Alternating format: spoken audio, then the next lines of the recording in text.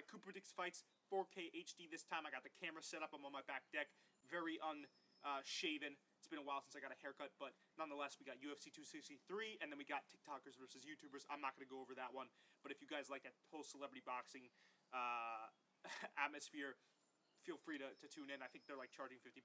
No way I'm paying for that, and no way I'm even illegally streaming it. So without further ado, let's get into UFC 263. We got the top 3 fights on the card I want to get into. We got Israel Adesanya, Marvin Vettori. We got Brandon Moreno versus Deiveson Figueroa, and then we got Nate Diaz versus Leon Edwards. First up, let's start with the top billing on the slate. We got Israel Adesanya versus Marvin Vettori. Interesting one, man. I watched their first fight, and I think the key coming into this next one is Marvin's got to do what he did in the first fight, which is make Israel Adesanya really, really uncomfortable. I think that's where he shines, because for a guy like Israel, where he's so technical and used to staying on the outside in a kickboxing environment, I think having a guy like Marvin that has a good ground game, has good boxing, is kind of unorthodox with the way he fights. I think Marvin's got to get in there. I think he's got to make Israel uncomfortable, throw combinations, mix in the takedown. Something that Jan Blachowicz in his fight with Israel Adesanya showed us is that if you can get Israel down, it's kind of a hole in his game. Not saying that you can't get back up, but again, you mix that in there, that could be the key to winning your fight. Yeah, if Marvin could get into the pocket, make it real uncomfortable, that could win him the fight. And then for Izzy, he's just got to stay on the outside, man. That's all it is. Got to use his kickboxing, got to stay technical. That's what won him technically the first fight. Yeah, he's just got to do it again, man. Both of those guys have improved immensely since their first fight. Obviously, Israel Adesanya has went up to light heavyweight. That wasn't successful, but in middleweight, he's still been going on a tear. Marvin as well. He's had about a 3-4 fight win streak, I think. So both guys, you know, they could be bringing in something new to this fight. Maybe Israel Adesanya has worked on his ground game a little bit. Maybe Marvin has become more technical. I want to see what happens. But again, I'd probably give it to Izzy just off of his natural progression as a fighter. But there's a good shot that Marvin can become the first Italian champion in UFC history if he really gets in there and makes it a fight.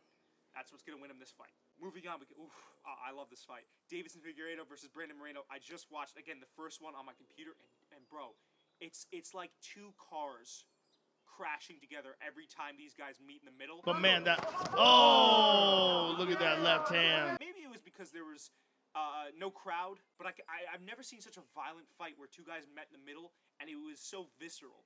I mean, both guys were trading blows that would, I was trying to think if like I got hit with one of those, I'd be dead. I'd be dead right now. You wouldn't be seeing this video. I think the key for Moreno, he kind of got off to a low start. He wasn't getting on his bike. He was kind of feeling out the champ. I think this time around he's gotta, because now he knows, right? Because they've gone 25 hard minutes. He knows what Figueroa is gonna throw his way. I think he needs to start a lot earlier. I think he needs to make Figueroa respect his power, respect the way he fights, because he's a gritty boxer, right? He's kind of like Vettori in that sense. He gets in there. His boxing's a lot more crisp. I think he's Vettori, but more technical in the pocket. And I think for Figueroa, he showed too much last time early. So it's kind of like the inverse for both parties. Figueroa may have gassed out a little bit over the course of the fight, because he was, I mean, if anyone knows fighting, they know Deiveson Figueroa. He likes to set these long, hard punches up. Like, he'll swing for the fences, right? If he times you up, he likes to throw these big uppercuts. He likes to catch you when you're coming in with these big shots. If Moreno can stay in the pocket, make him miss, right, and gas him out, again, just going back, that could be the fight for him. But what Figueroa needs to do is allow himself a little bit of time to breathe, right, feel Moreno out. Now he knows Moreno's a threat. He didn't really respect Moreno the last time around.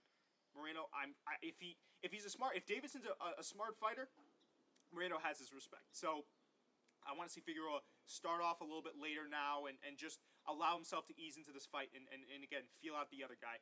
That could win him this fight. But I got the Mexican Figueroa having a wild fight again and taking this one home. All right, we got Leon Edwards, Nate Diaz. Man, this is going to be a fun one. All right, Leon Edwards has been the far more active fighter over the last couple of years. The last time Nate Diaz fought was at MSG versus Jorge Masvidal for the baddest motherfucker title. Fictitious title because it hasn't been defended at all. It was by doctor stoppage, but Jorge Masvidal, it is important to note, was tagging him up. So to go up against for Nate Diaz, a guy that's better, a better striker, and overall a better fighter than Jorge Masvidal in Leon Edwards. That's super technical, but kind of unsung as a fighter. This is going to be a very, very tough matchup for Nate Diaz. I think if Nate Diaz, it's going to be the tail. Let's just call it the tail of the tape for all these fights. Is if all these 3 gentlemen, I'm talking about Leon Edwards, Marvin Vettori, and Brandon Moreno. If they can get inside and use their boxing, they will all win these fights. That's what Nate Diaz needs to do. He is one of the most technically gifted boxers in the sport. And I would say his lack of activity would hinder him a little bit, but it's Nate Diaz, man. A guy like that, he just has it in his blood. So expect a really, really solid fight. Again, I think Leon just needs to stay on the outside. He's the better overall, well-rounded fighter than Nate.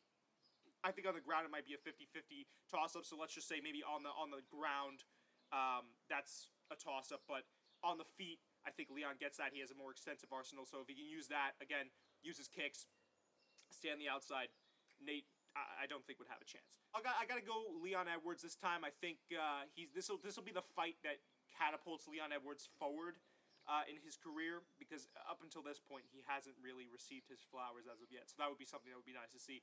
But it's also going to be nice to see a guy like Nate Diaz. It's a legend of this sport. Again, a guy that took Conor to the depths of the championship rounds. I believe it was a couple times, and even won once with a rear naked choke, fighting again tonight. I cannot wait for this card. As for the YouTubers versus the TikTokers, I think it's KSI's brother on the YouTuber side, and Nissan Gibb.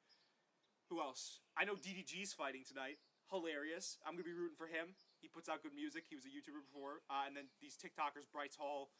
I think it's like Austin McBroom's on the YouTuber side. I don't know. Taylor Holder, all these guys. I've been watching them spar a little bit. It should be fun just for the shock value and seeing these guys flail around like a bunch of wet noodles around the canvas. I'm not going to watch. I might watch True Jordy's reaction to it. Shout out to him. But without further ado, guys, I know there's also a good boxing match on tonight, too. So go check that out. I'll see you guys in the next one. It's been Coop Predicts Fights. Peace.